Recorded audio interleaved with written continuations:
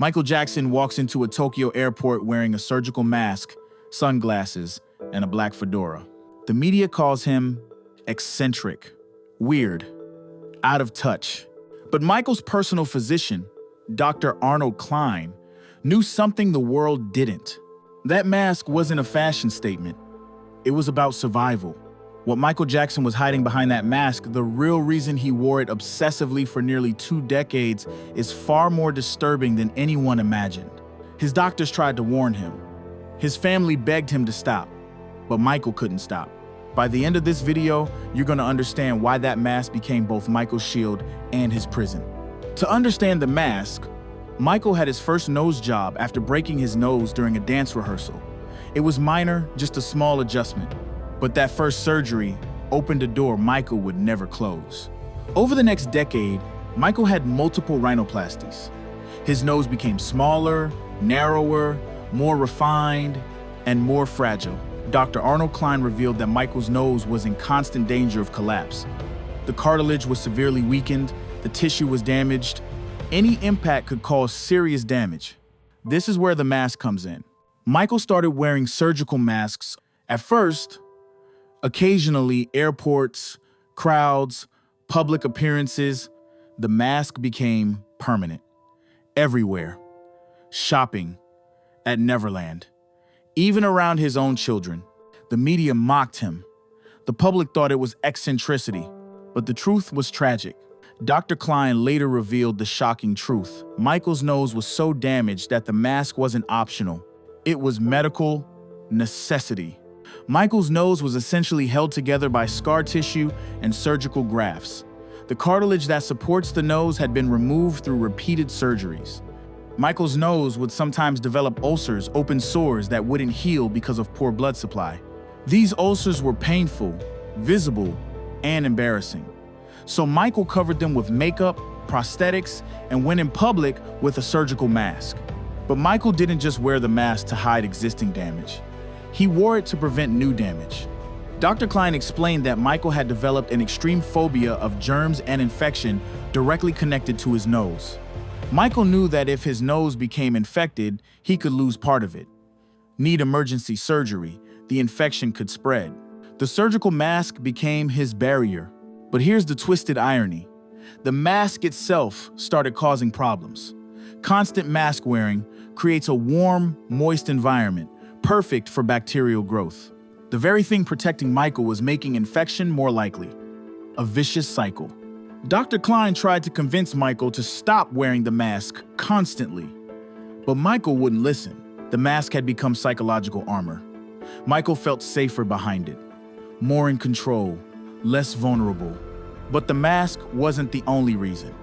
Michael was diagnosed with lupus, an autoimmune disease that causes a butterfly rash across the cheeks and nose. One treatment? Avoiding sun exposure. The mask became the perfect solution. It also hid the vitiligo spreading across Michael's face. Michael's autopsy confirmed this condition was real, but the vitiligo didn't spread evenly. Michael had patches of lighter skin on his face, particularly around his nose and cheeks. The same areas affected by lupus. The same areas damaged by surgery. Michael's face was a map of his medical history, and the mask hid all of it. But something changed in the late 1990s. The mask stopped being primarily medical. It became psychological. Karen Fay, Michael's makeup artist, noticed Michael wearing the mask even when there was no medical need inside Neverland. In his private studio, even alone, the mask had become a security blanket. Psychologists later suggested Michael was experiencing body dysmorphic disorder, obsessing over perceived flaws in his appearance. Behind the mask, Michael could be invisible.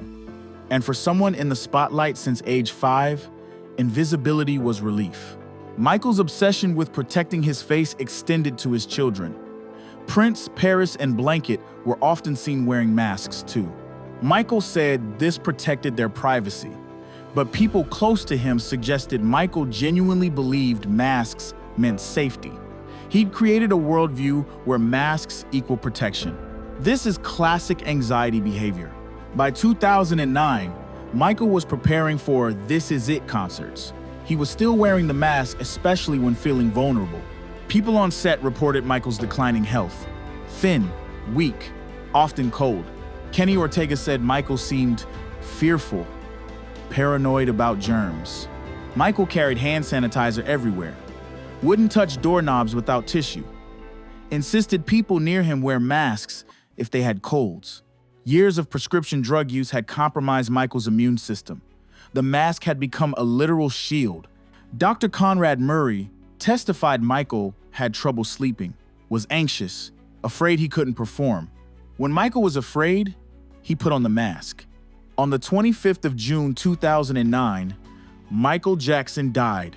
When paramedics arrived, there were surgical masks scattered around Michael's bedroom, on the nightstand, on the floor, in the bathroom. Michael had been wearing a mask even in his bedroom in his final days. The mask couldn't protect him from bad doctors, from addiction, from the pressures that killed him. Michael's autopsy revealed what his doctors had been saying privately for years: severely damaged nose, absent nasal cartilage, scarring consistent with multiple rhinoplasties. Michael had been wearing a prosthetic nose piece under his makeup for years. This is why he was so protective a hard bump could dislodge the prosthetic. The autopsy confirmed vitiligo, widespread depigmentation, scarring on his face consistent with lupus and dermatological treatments. Everything Michael had been hiding was documented. But the autopsy showed more. Michael's overall physical condition was poor. Underweight, organs showed stress, veins scarred from IV drug use. The mask hid Michael's face, but it couldn't hide what was happening inside his body. This raises a disturbing question. Did the mask obsession distract from bigger health problems? Did Michael's focus on protecting his face prevent him from addressing the addiction and insomnia actually killing him? Some family members believe yes. Michael was so obsessed with hiding damage and maintaining his image that he ignored serious warning signs. He was more concerned about people seeing his damaged nose than about needing anesthesia to sleep. The mask became a metaphor for Michael's entire approach. Hide the symptoms, cover the damage, pretend everything is fine until it wasn't fine, until the damage became too great to hide. Dr. Klein said he wishes he'd pushed harder for Michael to get proper help. But Michael was the king of pop. People didn't tell him no. So what do we learn? First, cosmetic surgery has consequences. Michael's quest for the perfect nose left him disfigured and in pain.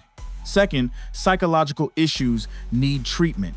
Michael's body dysmorphia, germ, phobia, anxiety, all treatable. But Michael self-medicated and hid. Third, you can't hide from yourself. Michael spent decades covering his face, hiding damage, pretending everything was fine, but underneath, problems were still there. Getting worse, becoming dangerous. The mask gave Michael the illusion of protection, the illusion of control, but it was just an illusion. Real protection requires facing the truth, confronting the damage, getting proper help. Michael never did that. He just put on another mask. Today, when we see photos of Michael in his surgical mask, we should see them differently, not as the actions of an eccentric celebrity seeking attention, but as the desperate measures of a man in pain, a man hurt by the very system supposed to help him, a man trying to protect what little he had left.